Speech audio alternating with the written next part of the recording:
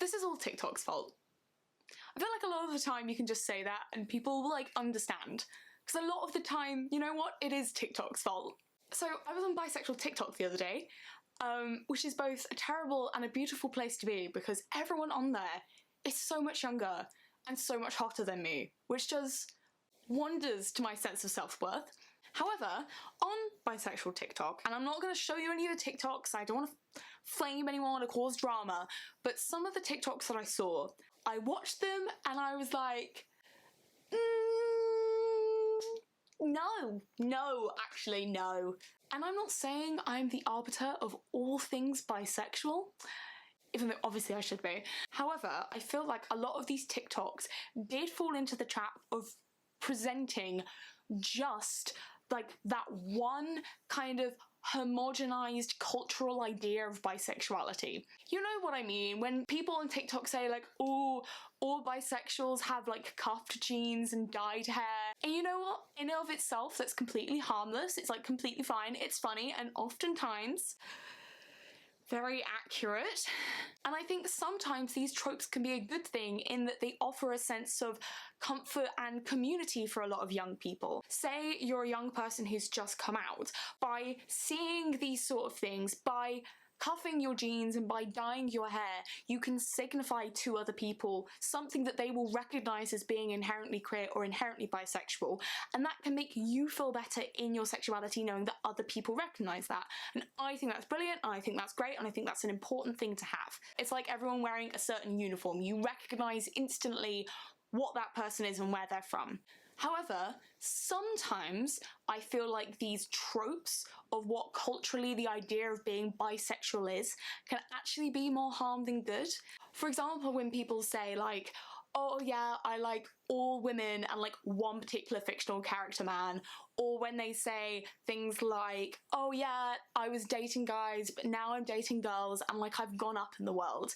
These things on their own are fine, but when you start to get this message over and over along with all of these other tropes of what being bisexual is, I think that can sometimes become detrimental to people's understanding and acceptance of their sexuality because they don't fit into these very strict ideas of what bisexuality is that is being presented. And I'm not being like, you better stop with this simplified and signified tropes of what being bisexual is. No. I'm trying not to be old and just bitter with the world, okay? I get it. Just because I didn't have TikTok when I was younger and I had to suffer on my own doesn't mean that you guys have to do that. All of these things definitely do have a place in creating a sense of community. But what I do want to do is show that being bisexual maybe is a little bit more complicated than this idea of bisexuality that's being presented mainstream. So these are the things which they may not tell you about being bisexual. Also, in my definition of bisexuality, I do include and consider myself attracted to non-binary people, trans people, gender non-conforming people. You're all hot, congratulations. The first thing that I want to talk about is it's okay not to know whether you're bisexual or not. I know saying this seems counterproductive when, as a bisexual, so much of the conversation when you come out to people revolves around you having to prove your sexuality. That yes, you do know what you are, no, you're not doing it for attention, and also yes, that is a real thing. And because of this, sometimes you have to present this very strong, unified, certain idea of your sexuality. You have to say to people, yes, I'm bisexual, I'm certain of it, I've always known it, and I always will be that, in order for people to believe you in the first place. If that is what you gotta do in order for people to take you seriously, that's what you gotta do. However, if on the inside you're saying all of this and then you're actually thinking, oh my god, I have no fucking clue what I am, what is going on? I don't know. That's completely normal too, and it's definitely what I experienced for the first 2-3 years of coming out.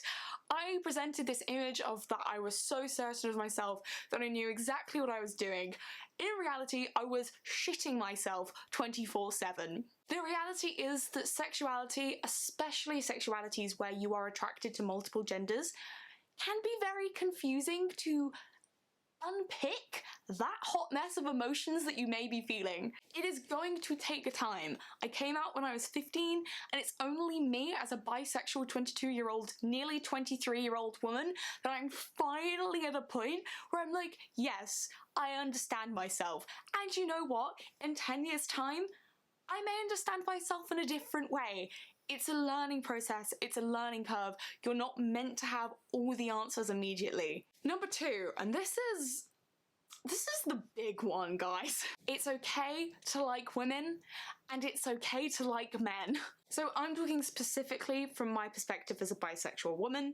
This will be different if you're a bisexual man or you're any other gender. However, when you're a woman who likes women, the obvious issue that you're gonna have is our old friend, homophobia. We love her, we talk about her a lot in the LGBT community. We know that either internalized homophobia or external homophobia, it's a shit time. We know this, we talk about this a lot. However, when you're a woman who likes women and men, this comes with a whole host of new anxieties and self-hatred issues, which I think present themselves in these tweets and messages and tropes that say, oh, I only like one man and the rest women, or oh, I dated one man and now I'm dating a woman and this is like so much better. In both jokes, the bisexual woman is emphasizing or placing more meaning on her attraction to women than her attraction to men. And I think this is because in every other situation in life, as a bisexual woman, people are going to do the exact opposite. I am a bisexual woman dating a bisexual man. Both of us are queer. However, do 99% of people who don't know me in any given situation, when they see the two of us together, because we are visibly different genders, they're going to presume we're both straight. Even though I have fought long and hard for people that I know to take my sexuality seriously, in 99% of situations with people that I don't know, that's going to be erased immediately, and my identity will consciously or otherwise be defined by my attraction to a man. And being a straight passing does give me a lot of privilege. We're getting a house at the moment, and at no one point did I have to worry that the landlord was going to not accept our offer because we were queer. We both look straight, whereas if I was with a woman or an AFAB person, that would be an anxiety that I would have a lot.